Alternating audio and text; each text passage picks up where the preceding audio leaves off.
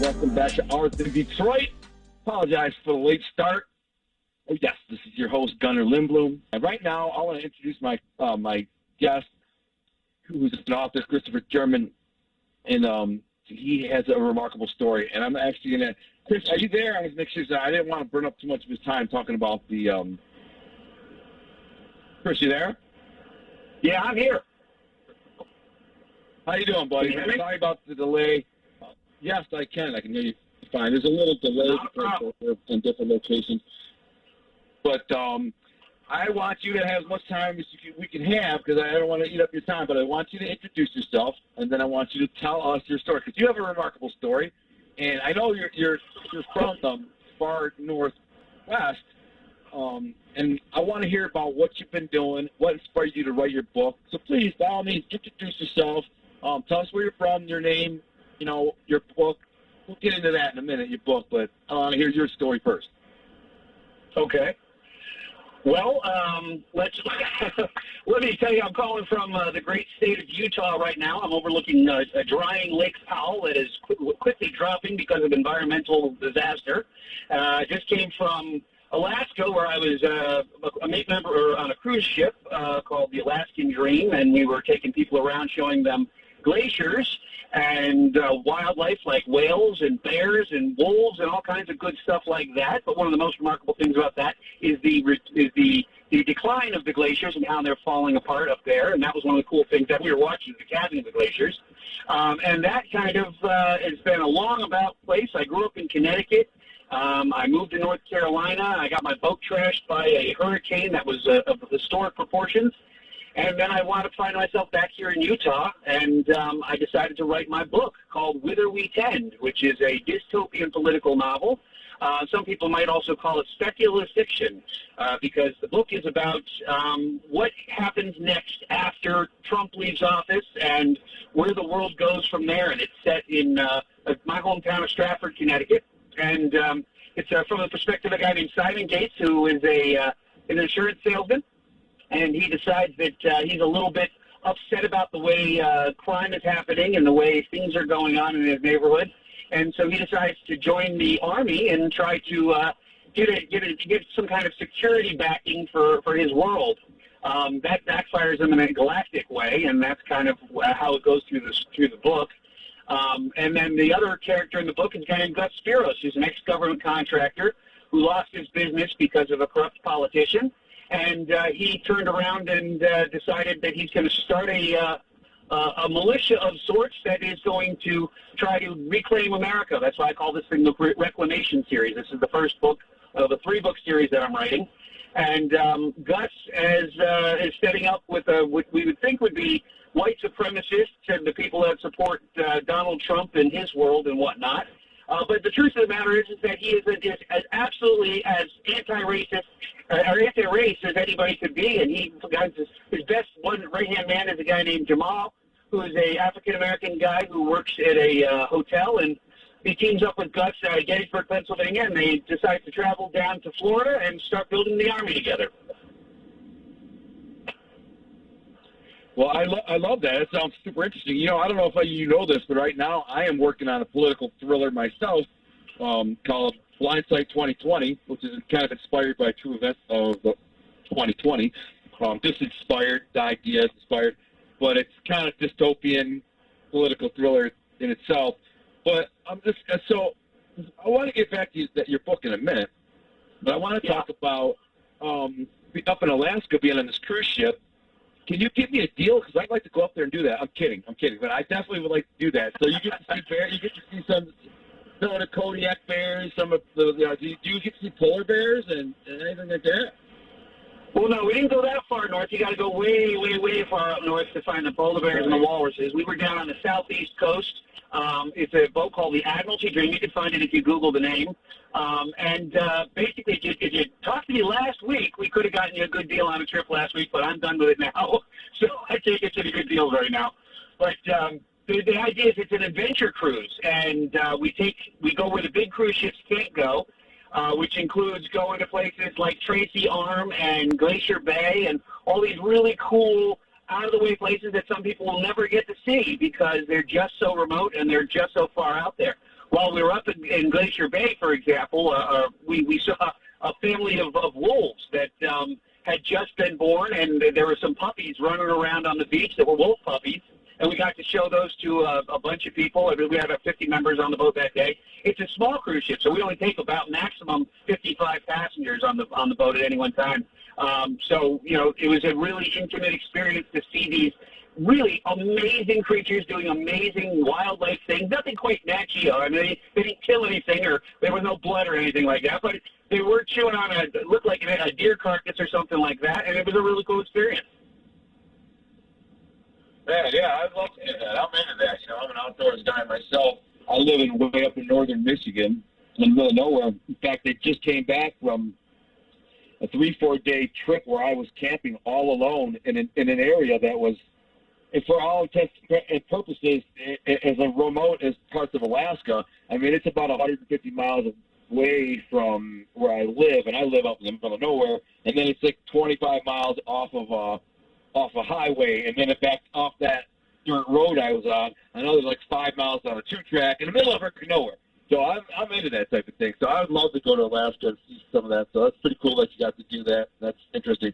So going back to your story, I'm assuming that somewhere along the line in your personal life, past history, you experienced some of these things that you write about, or they inspired you to write about these things. And so what happened? Like what inspired you to write this dystopian book of, you know, and like the main premise? While I think we could have been better prepared, what it's doing, it creates militia, but I don't think anybody would have foreseen Well, there's a whole bunch of an things. insurrection incited by the President of the United States. It started out with the fact that I'm 45 years old and I'm just writing my first book now after having a degree that I got when I was 18, 19 years old. I got a degree in journalism, and I never got to use that degree because my education, my teachers did not, in fact, see that I was ADHD, and that kind of directed my entire life. And so when I found out that diagnosis, about a year ago or so, I was really mad. I was really thinking about, you know, what I could do to get back at them for doing that. And so that's where, you know, Simon and Guts kind of came out of my personalities from there. Then I was in the United States Coast Guard, and in the second book we talked a little bit more Military about leaders have always made a statement of the military and how that Napoleon had his steed, while Genghis Khan led his troops into battle with a hawk at his side. Then there was Hannibal, the ancient warriors of India who fought atop the majestic elephant. In Whither We Tend, the chosen machine of war is not a battleship or tank. It's not a plane or even a Humvee. For Major Gus Spiros, the chosen vehicle that takes them to war is the ubiquitous yet modest recreational vehicle. Major Gus Spiros, like all great American leaders, makes the best use of what he has. And for Gus, that's a ragtag bunch of angry trailer-rights who travel from Pennsylvania to Florida to Montana in a convoy of Airstreams, pop-ups, schoolies, and fifth wheels. Now, I'm not going to tell you everything that happens in this book because that would take away the fun of reading it. But what you should know is there are some really fun things that happen in this book, and there's some really scary things that happen too. And I invite you to take a look at Whither We Tend. Available in all the major retail outlets, as well as on Amazon.com, Barnes & Noble, and of course at thechartedlife.net. Thanks for watching. Problem with these one-party systems that we have right now, politically speaking. Connecticut is just the opposite of, say, someplace like Texas. Texas is all Republican, and it's a Republican echo chamber. Connecticut is a Democrat echo chamber, and as long as the Republicans support the Republicans and the Democrats support the Democrats, and the media stands by and lets them do it, bad things can happen. And I'm not the only guy. It's happened, I'm sure, to a lot of other people. When the federal government and the state government just kind of run roughshod over the rules,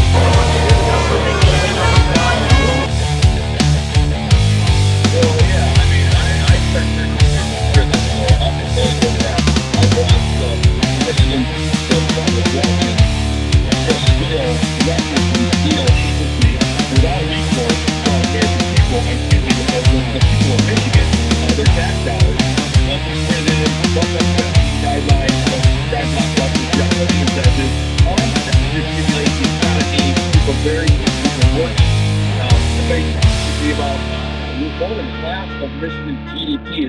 on corrections.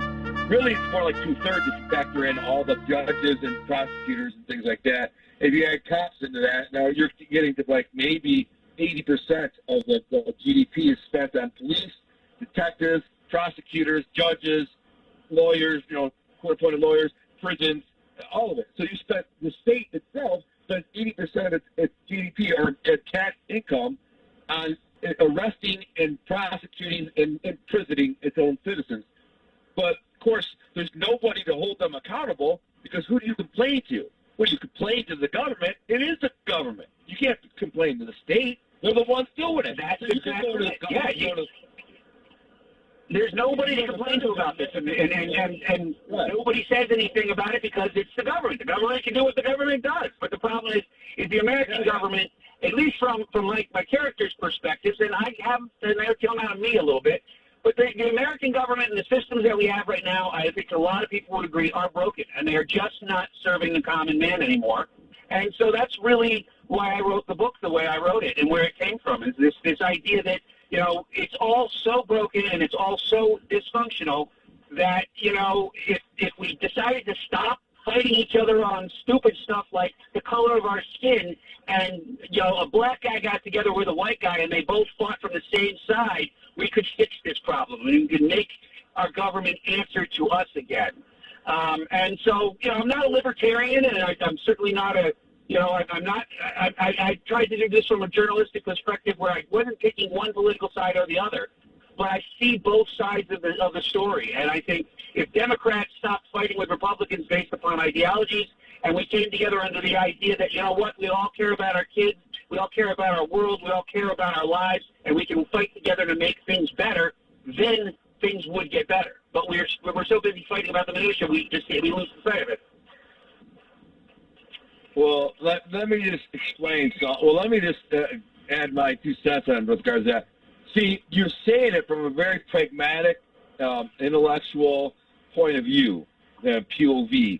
But the problem is, 20 years ago, there was the majority of people, meaning more than 50% of people, were like you. They could see the world from a pragmatic perspective, through critical thinking and intellectual way of approaching the matters of government and policy and things like that.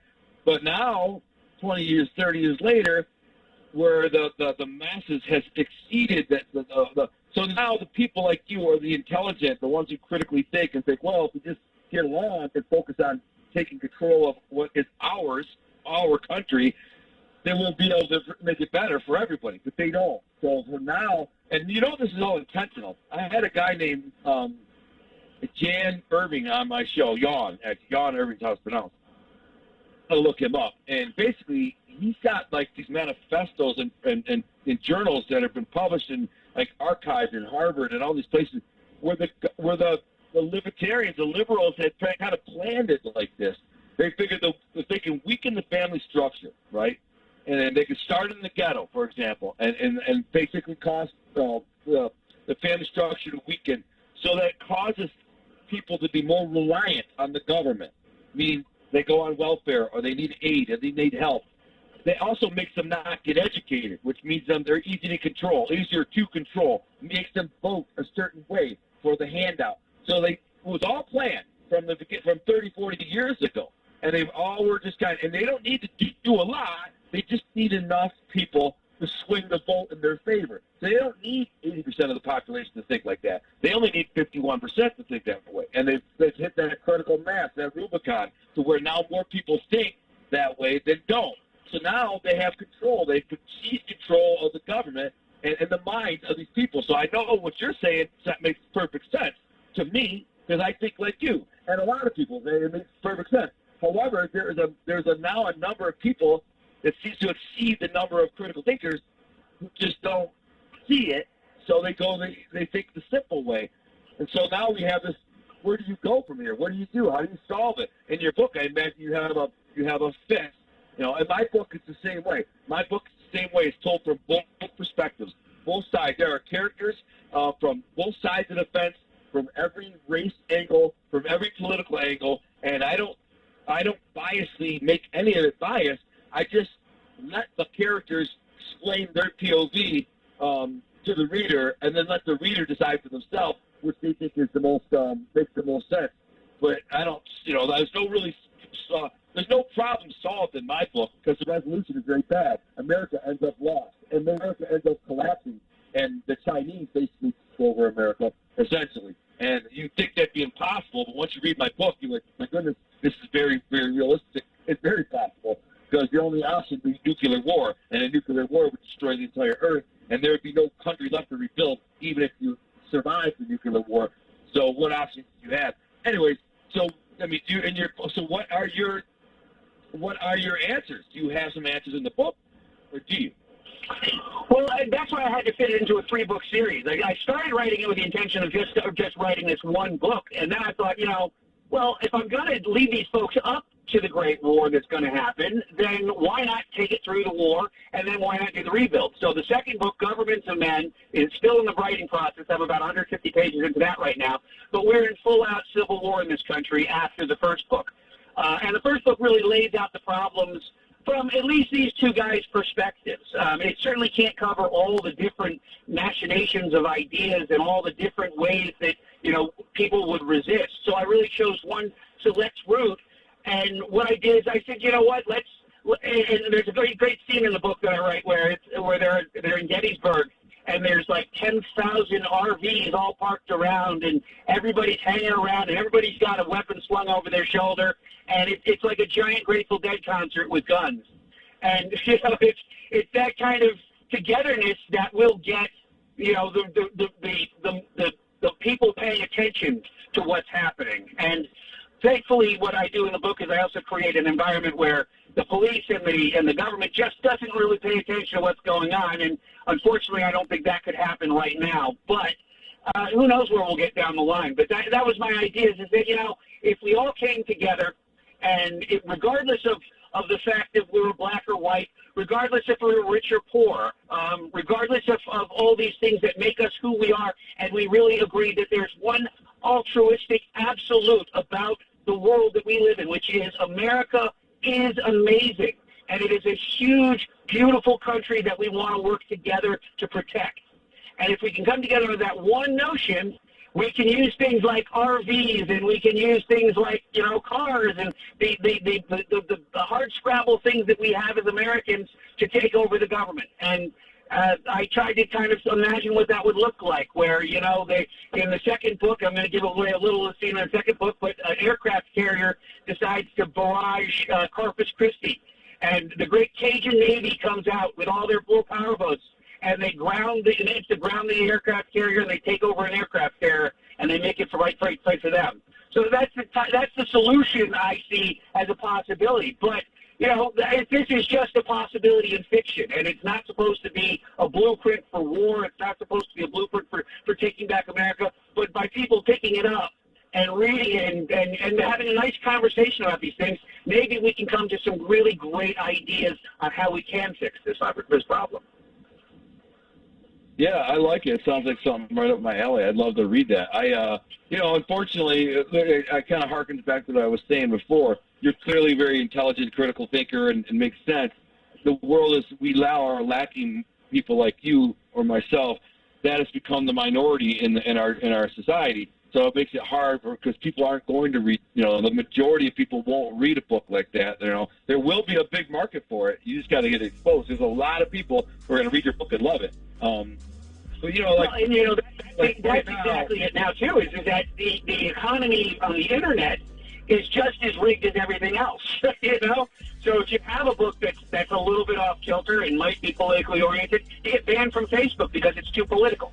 This is the world we live in right now. Hold on 1 second.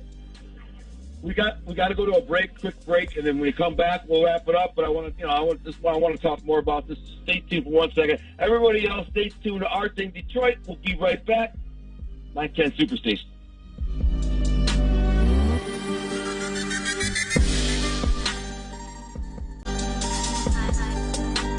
Welcome back to Our Thing Detroit. Your resident wise guy, Gunnar Lindbloom. We were just talking a moment ago with author Christopher German. So, your book, again, I like where you're going with it. I was just saying during the break about how, this scene with the RVs and this, militia army ready to take over the government. Scary thought. I would love to see something like that happen. It's just, to me, right. I mean, it's, like you said, there's so much dissension in our society between people, socioeconomic classes, races. I mean, you're right. This is what needs to be happen to take back our society and our government. But I'm the most optimistic person you probably ever meet. You know what I'm saying? But I'm trying to be realistic. I don't see it getting better. I only see it getting worse. You are a person who sees the world like me and wants to see the good in man, but I'm looking around at society as a whole in general, and all I see is people getting worse. I see the ignorance getting worse, the anger getting worse. It's exponentially getting worse. Hopefully, your book can put a dent in it and enlighten people and say, hey, listen, this is how we should act as humans. Know what? Just one race, humanity, take care of Mother Earth. We all know what's good. We all know what's bad. We all know how we should behave. Good, not bad. And if we try to act good towards each other, doesn't matter who it is, as a whole, we can change the world. I'm hoping that's kind of the message of your book. Yes? Well, I think, that's the absolute message of the book. And there's a great meme that came out I saw shortly after I published the book. And it was a picture of a Black Lives Matter protester with a guy that had a Make America Great hat on. And the two of them are bumping fists saying, I got your back, man. And I thought that was just the most brilliant pictorial way of edifying what my book was about.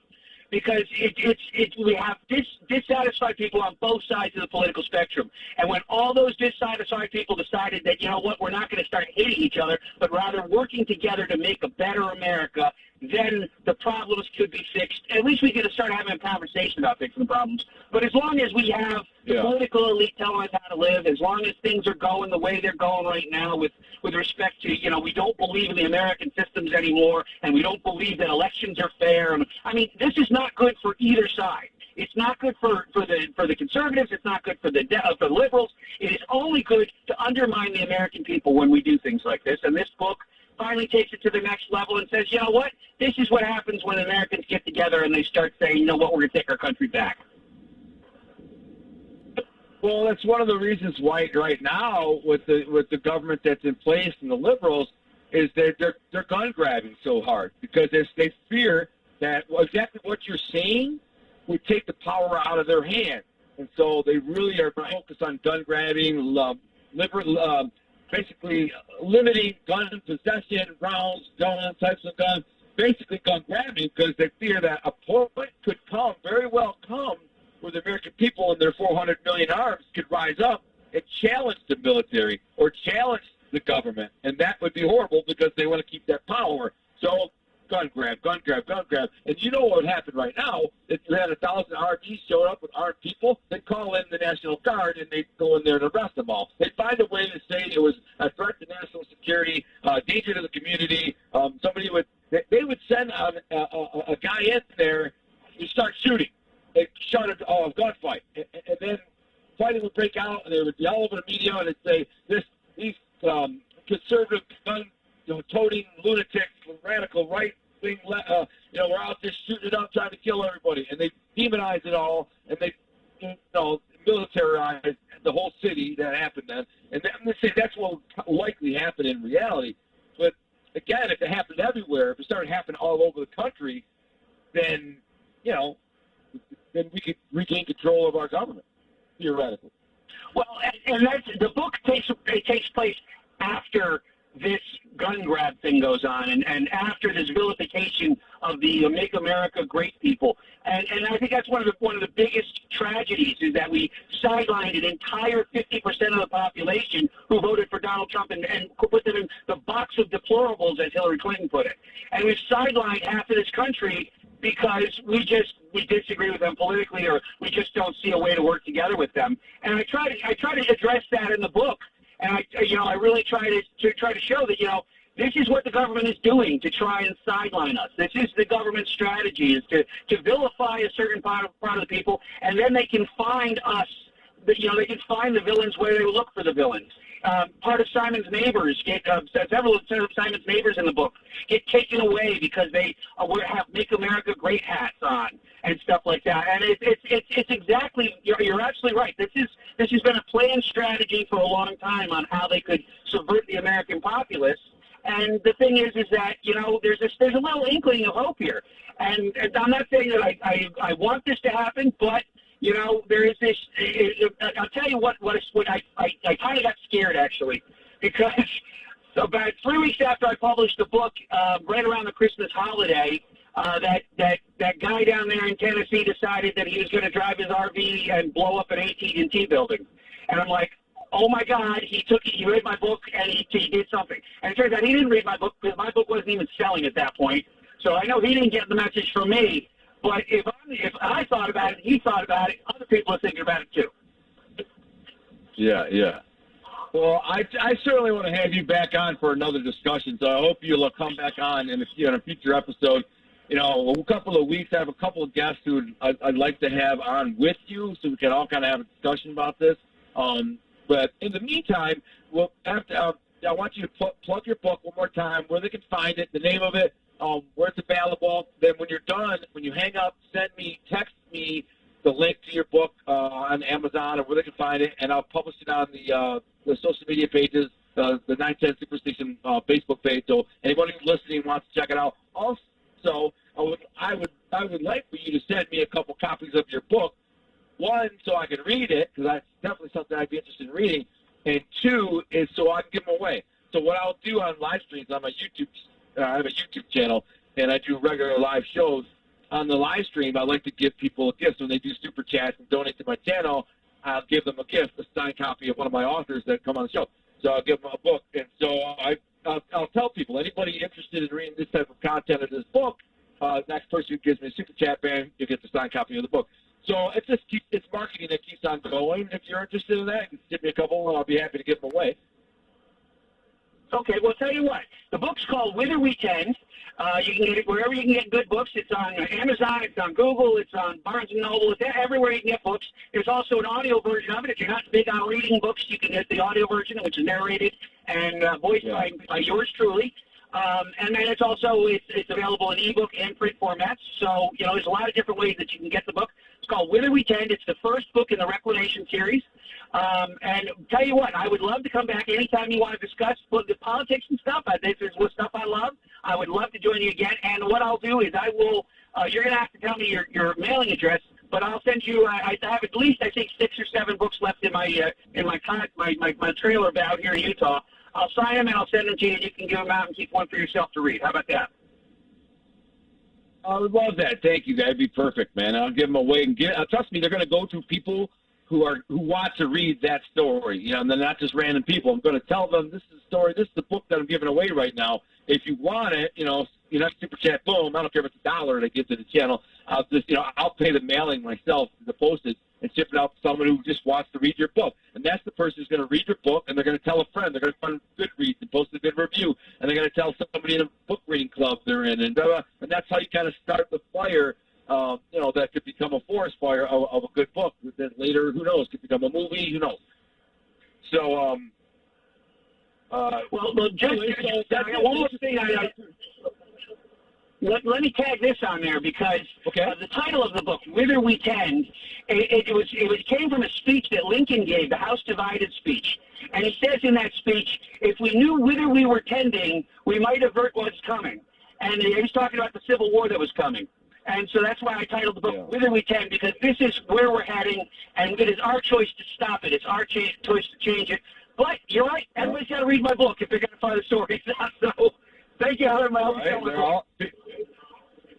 Everybody's got to think the same thing, and they can't think the other thing. So God bless. I'll send you a text after they're done with the show. I'll send you my address. And again, I'm going to bring you back on the show in a couple of weeks. We'll talk more. So thanks for coming on. I appreciate you, man. Have a great night. Appreciate it, Gunnar. Thank you so much.